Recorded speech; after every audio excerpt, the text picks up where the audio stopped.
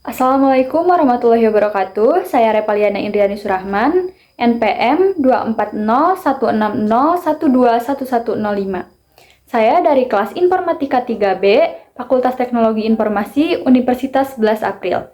Pada kesempatan ini, saya akan mempresentasikan hasil audit arsitektur komputer pada sistem administrasi pelayanan publik di kantor Desa Hariang, Kecamatan Buah 2. Baik, laporan ini dilatar belakangi dengan pemanfaatan teknologi informasi dalam pelayanan publik desa menjadi kebutuhan penting untuk meningkatkan efektivitas dan kualitas layanan. Kantor Desa Hariang telah menggunakan sistem komputer untuk mendukung administrasi kependudukan, persuratan, dan pajak daerah. Oleh karena itu, diperlukan audit arsitektur komputer untuk memastikan bahwa spesifikasi perangkat keras yang digunakan sudah sesuai dengan kebutuhan operasional. Selanjutnya, terdapat 3 rumusan masalah. Yang pertama, bagaimana spesifikasi dan konfigurasi perangkat keras yang digunakan. Yang kedua, bagaimana alur data dan proses pemrosesan sistem dalam mendukung aplikasi pelayanan desa. Dan yang ketiga, apakah terdapat potensi permasalahan kinerja atau bottleneck yang mempengaruhi pelayanan publik. Tujuan dari audit ini untuk mengidentifikasi spesifikasi teknis perangkat keras, menganalisis penerapan konsep arsitektur komputer dalam operasional sistem, dan memberikan penilaian kondisi sistem serta rekomendasi peningkatan kinerja. Selanjutnya, profil objek audit, yaitu 1 unit laptop Asus VivoBox X1404ZA milik kantor Desa Hariang yang digunakan untuk operasional administrasi pelayanan publik. Observasi dilakukan secara langsung melalui pengamatan sistem dan wawancara singkat dengan operator desa tanpa membongkar perangkat. Selanjutnya, spesifikasi perangkat dan aktivitas sistem.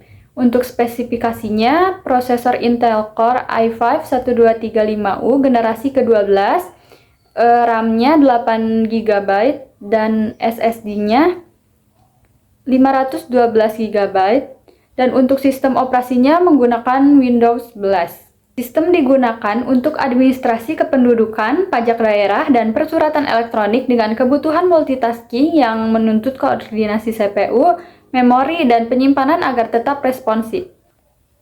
Selanjutnya, diagram alur data. Yang pertama ada input, operator memasukkan data melalui keyboard atau mouse.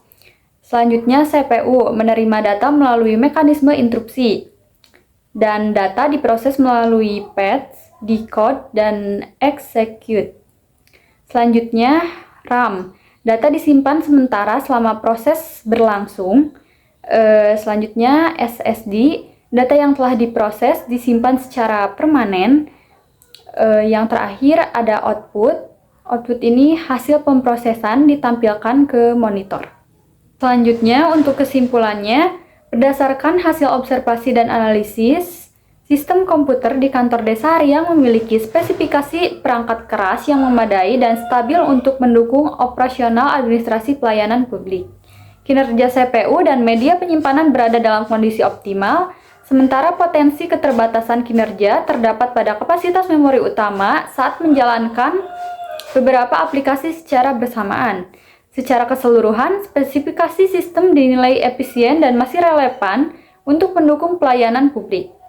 Selanjutnya, saran dan rekomendasi. Sebagai rekomendasi, dalam jangka pendek, perlu pengelolaan penggunaan aplikasi agar tidak berjalan terlalu banyak secara bersamaan. Dalam jangka panjang, disarankan peningkatan kapasitas RAM untuk mendukung multitasking yang lebih optimal. Dan selain itu, pemeliharaan sistem secara berkala perlu dilakukan agar kinerja tetap stabil.